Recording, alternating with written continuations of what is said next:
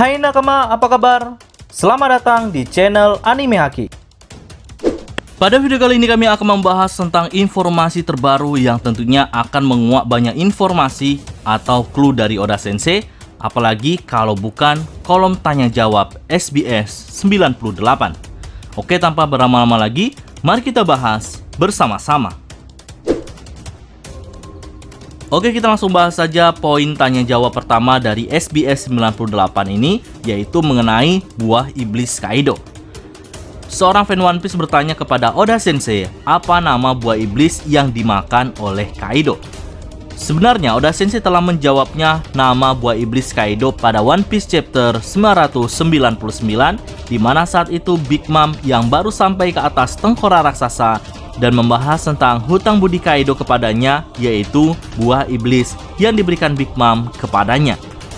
Dan pada chapter tersebut terjawab jika buah iblis Kaido adalah buah iblis Zoan mistis, yaitu Uo Uo no Mi, dan tidak disebutkan model apa.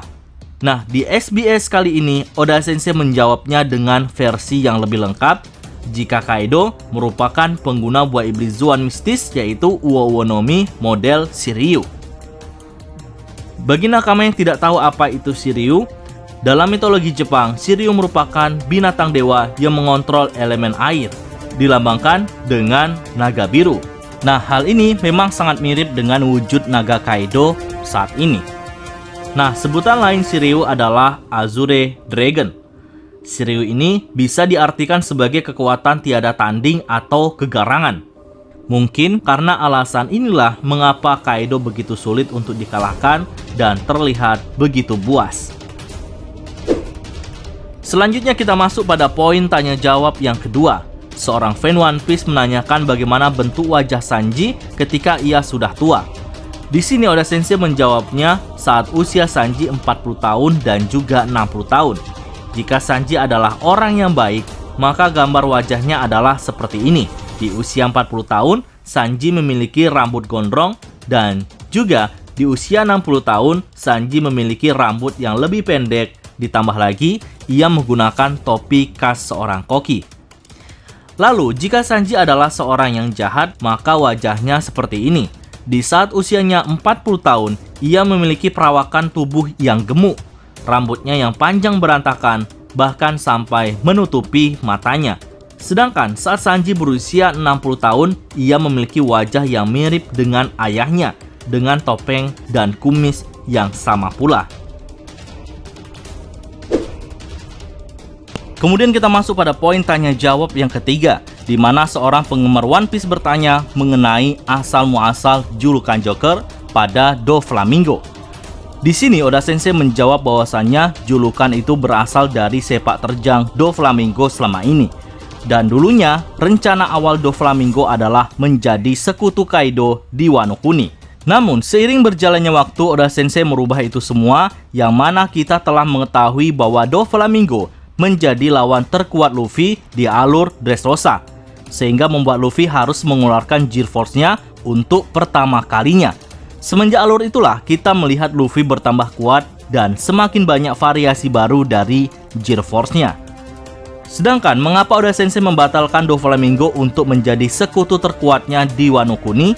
Hal ini menurut kami bahwa Oda Sensei ingin membuat perang Wano akan berlangsung sangat dahsyat, sehingga Oda Sensei menukar posisi Doflamingo dengan Big Mom yang tentunya jika kita bandingkan kekuatan keduanya maka akan sangat jauh. Yang mana Big Mom adalah seorang Yonko memiliki kekuatan yang cukup mengerikan. Ditambah lagi, masa lalu Big Mom dan juga Kaido membuat alur cerita semakin menarik. Jadi sangat masuk akal dan pas Oda Sensei menukar posisi Doflamingo dengan Big Mom untuk menjadikan sekutu Kaido di perang Wano Kuni. Lalu poin keempat dari tanya jawab ini adalah seorang fan One Piece menanyakan apakah Luffy memiliki Gear 5. Pertanyaan ini tentunya mewakili kita semua yang juga penasaran apakah Oda Sensei akan memunculkan Gear 5 atau hanya mentok pada Gear Force saja dengan variasi yang lebih banyak. Nah, di sini Oda Sensei menjawabnya dengan nada bercanda. Oda Sensei berkata bahwa Luffy saat ini sedang bertarung melawan makhluk terkuat di dunia. Sementara itu, dunia sekarang sedang masa peralihan dari 4G ke 5G. G sendiri adalah Gear. Nah, dari pernyataan Oda Sensei ini mengisyaratkan jika Luffy memang akan memiliki kemampuan Gear 5 di masa depan.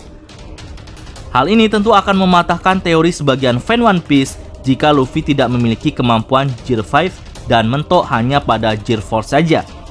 Dan dari SBS ini secara tidak langsung telah menghentikan perdebatan di kalangan fan One Piece tentang Gear 5. Nah, Gear 5 ini tentunya akan membuat kita penasaran bagaimana bentuk dan kekuatannya. Yang bisa dipastikan kekuatan ini jauh lebih kuat dari Gear Force. Apakah Luffy nantinya akan mengeluarkan kemampuan ini di Perang Wano?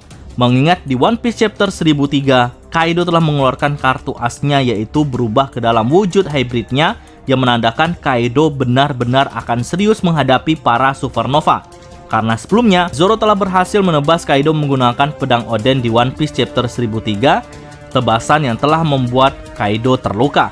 Dan ia telah menyadari jika Zoro menggunakan pedang Oden, sehingga ia tidak mau kecolongan lagi, yang berakibat fatal baginya. Dan wujud hybrid Kaido ini juga menandakan level kekuatan supernova jauh di atas rata-rata dari yang Kaido bayangkan. Nah, yang gawatnya saat ini adalah Luffy telah kehabisan energi karena terlalu semangat melawan Kaido, sehingga ia harus istirahat 10 menit. Apakah Gear 5-nya nanti akan jauh lebih menguras energi Luffy? Jika iya, maka Luffy harus memanfaatkan Gear 5-nya sebaik mungkin. Masuk pada poin tanya jawab yang kelima, yaitu seorang fan One Piece menanyakan bagaimana jika seluruh kru topi jerami pengguna buah iblis.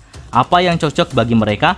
Oda Sensei menjawab hal tersebut tentunya bagi kru topi jerami yang belum mendapatkan buah iblis saja. Dimulai dari Zoro, yang mana ia akan cocok memiliki kemampuan buah iblis Zoan Mistis Uo Uonomi model Shiryu yang saat ini digunakan oleh Kaido. Jika Zoro benaran memiliki kemampuan ini, tentunya Zoro akan terlihat lebih sangar. Kemudian selanjutnya adalah Nami akan lebih cocok mendapatkan kemampuan Logia Petir Goro-Goronomi milik Enel. Tentu jika ada ini, Nami tidak usah repot-repot merebut Zeus dari Big Mom.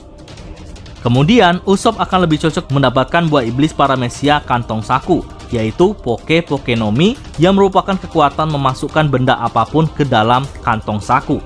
Mungkin alasan Oda Sensei adalah agar Usopp mudah menyimpan senjata-senjata uniknya.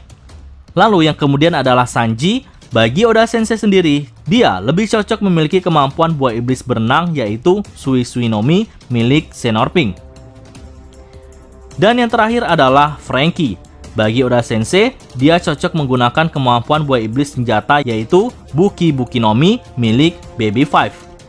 Mengingat andalan kekuatan Franky adalah berhubungan dengan teknologi dan juga senjata api, maka memang sangat cocok jika dia memiliki kemampuan ini.